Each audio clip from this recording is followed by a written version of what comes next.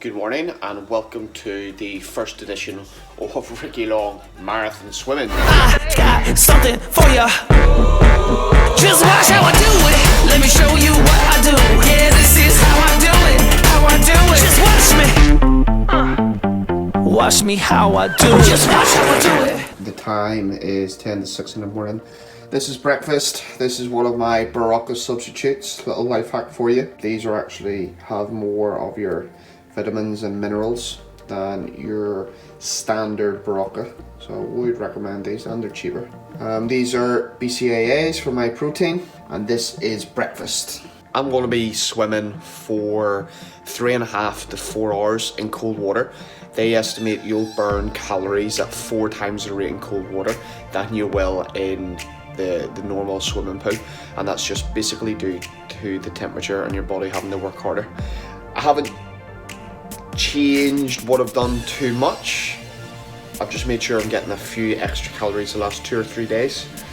So this is breakfast. I have full fat milk, protein powder. There's about 40 grams of protein powder in there. There's porridge, there's 2 scoops, no idea how many grams in total that is. There is, you see that's maple syrup. That's that is the secret. Standard banana, and there's also half a scoop of ice cream somewhere in there. And that's breakfast. I worked it out once, roughly how many calories this is, so it's about 700-800 calories. With the ice cream, you're probably talking a bit more. So, cheers.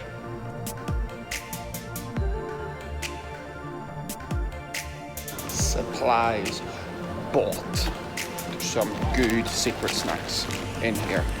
I'll share with you now. The way the Loch Lomond swim works, it is a 1200 meter loop, and I'll be going around it with the other 10k swimmers 8 times, and I believe when we pass the start finish line we can leave like food and drinks and water. So I've obviously got water to leave there. Strategy is every 2 laps to stop and refuel.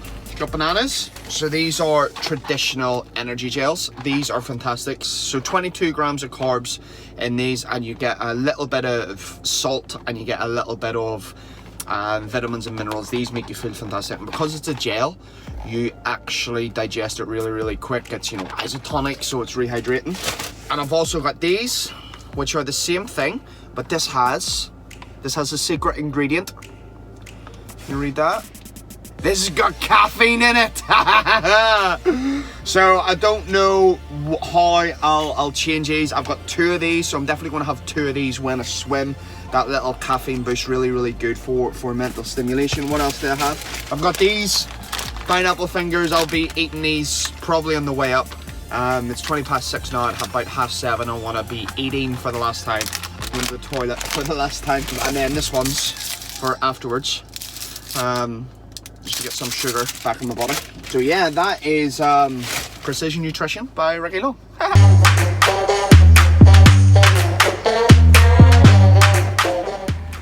The time is 7:30. We're about to go for the briefing, which is exciting.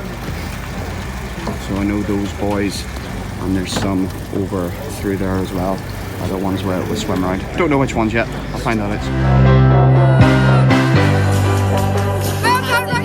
Right, you're looking at me, you're good, all good. Well done, sir. Here we go, Ricky Long, marathon swimmer. Ricky Long, marathon endurance swimmer. Go swim, Loch Lomond, 10k, completed it. Well done. 10k Loch Lomond swim, completed at a time of 3 hours 24 minutes. And look, who's going to get there first? After all the slagging I give Scotland, the sun has actually come out for the day. It's been absolutely fantastic. Really well run events. Let me explain first of all what a 10k swim represents. So a 10k road run might be 50-60 minutes, maybe a little bit slower than that, just depending on your running ability. And a marathon road run would be in and around 4 hours for most, 4.5 hours, maybe even 5 hours. So a 10k swim is likened to that because they take roughly the same amount of time for the average swimmer. If you do 10k in the water, you're considered a marathon swimmer. If you do 26 miles on the road, you're considered a marathon runner. So today was the Loch Lomond 10k swim, which I've been training for a long time about. There's been a strategic method in the swimming plan for a lot of months. I would say May, June, July. Yeah, May, June, July. Yeah. I was doing Monday, Wednesday, Friday religiously. Monday was kind of like a medium session, so maybe 2-3k, but this was always outside. There was no pace set, it was just get used to the open water. You know, my background is swimming, but it was all indoors and it was sprint training. Basically, I'm trying to go from being a sprinter to being an endurance. So I represented Northern Ireland in UK Championships at elite level sprinting for 50 meters butterfly. Now I'm trying to completely redesign how my body wants to swim. So I have to go from fast, aggressive technique to a more slow, methodical corkscrew like through the water. So Monday was always an outdoor swim. Wednesday turned into sprint sessions, just raw sprint sessions that were lasting 90, maybe 120 minutes. And then the Friday was always the longer swim. And across those three swims, I always applied the law of progression and overload. So fast forward to today, and we're up right now in Loch Lomond. Beautiful, beautiful part of the world. Fantastically run event. And the way it works for the 10k swimmers is the 10k and the 5kers go in at 8 a.m. and there's I think it was an 1800 meter loop, something like that. And the 5kers go around it 3 times, the 10kers we go around it 6 times. So I like that because it means when I go round I can check my watch and I can see what sort of time I'm doing, and I can just kind of pace myself. I know I'm comfortable. I'm 3 kilometers per hour, so it's 1 kilometer every 20 minutes, so I can just always have a quick glance at my watch. So the swim was fantastic. The water was so nice. Like, it was so pleasant to be in. It was calm. It was like 16 degrees, which, you know, it's almost a little bit warm for a wetsuit. But my goal whenever I do the big distances is the halfway point, and then I actually split that down in my head, and it's halfway to the halfway point. So it's 10k, it's 6 laps. I just have to get the 3 laps because the last 3 laps will take care of itself. So I split that down into, well, it's actually 1.5 laps. And I just set these little goals in my head. So what actually happened at the start is because there's loads of people going into the water at the same time, so it's quite choppy for about the first half lap, and then it kind of breaks off, and then I was alone. I was swimming alone. There was nobody in front of me that I could see, because when you're in water you can't see anything. When I glanced behind me, there was nobody really within touching distance of me. You know, I think the closest people were about 50 meters away, and I just stayed like that for about 3 laps. So we started at 8, come about 9:30, 10 at Loch Lomond, there's more swimmers released into the water in the different swims. So all of a sudden, there's hundreds of other swimmers in the water. And for me, that was fantastic because it gave me targets. So I could look up, get my head out of the water, and I just started to pick them off, and started to kind of use that process, and takes your mind off anything else that's going on, because it just gives you that external focus.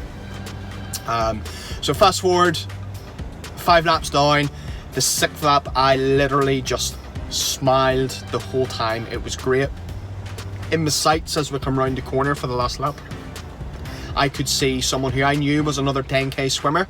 I don't know whether I overtook him or if I lapped him. But what it gave me the chance to do was just that target of another 10k swimmer, someone who I knew had been in the water for the same amount of time as me. So they must have started off about 200 meters in front of me. I could see them quite close because you come around the corner. So I just set my targets on this gentleman, and I caught him, I overtook him, and then I spent the rest of the lap just smiling my way through it, because, and this is going into the last part of the video, is I learned so much about myself. So to give you context is, like, I've trained hard for this, because I've had to start from scratch again. Yes, I used to be a swimmer, so I didn't have to learn how to swim. But when I first started getting back into the water in November, it was like 2 lengths and I was done. 50 meters and I was done. And that was in the pool, in the nice warm pool with the walls on each side, which you can get a push off. I posted a time of 3 hours 24 minutes, which, going back to what I said, that is bang on the 3 kilometers per hour, bar 4 minutes, so give us 4 minutes for that. Really happy with that. The last lap was just, it was nice. I got my stroke, I got my head down, my splits. I'll show you the splits on the slide. I'll put it here. Heart rate average like 170 beats per minute for 3 hours. For 3 hours. And my splits down the bottom actually show that the last kilometer was my fastest kilometer. I think part of that was, yes, I had those targets, but I think it's just because I relaxed and I knew it was there. When I was just trying to push it a bit, I started to get pain in the back of my shoulders, which I haven't felt before, like right deep into my rhomboids, and actually made the conscious decision. This is your last lap. Let's push this and see how much of this you can take. The law of progression and overload. How much can I take right now, so as next time it becomes 1% easier. Again, back to the splits, 2,800 calorie burn. That's just insane. Now, a lot of people would think, oh, you burnt 2,800 calories, you can go and eat what you want. Yes, maybe you can, and you can justify it. What I've had to eat so far towards doing this video, I had a burger from one of the stalls, which, you know, at an estimate's probably 700-800 calories itself. Deliberately chose a burger because I knew there'd be a lot of fat in it. I put bacon in it, I put cheese in it, because I want to get those fats back into me. You can see from the videos before I did the swim, I went heavy carbs, heavy sugar, heavy glycogen for this one, because I wasn't sure what the feeding stations were going to be like. I don't even know where the feeding stations were. I didn't stop the whole time. Literally did not see planet Earth, the ground, for 3 hours and 24 minutes until I was swimming back in. That's where the extra 100 meters come from on that, and probably where the extra 4 minutes come from actually. So yeah, I'm going to take 3 hours 20 minutes. If you like this, please do subscribe. I'm going to start to try and do a few little things with the Ricky Long YouTube channel. First thing I did after I finished was I phoned Lindsay.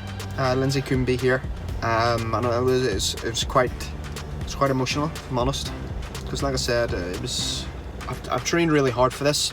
Going into this, I didn't know I did know that my body could take what I thought would be about 4 hours worth of swimming. I knew my body could take that. I didn't know if my mind could take that. So like I said, I've learnt a lot. So it was nice. I wanted to chat to Lindsay as soon as possible. But this is early days on what's planned for Ricky Long's swimming adventures. Marathon swimmer, endurance swimmer.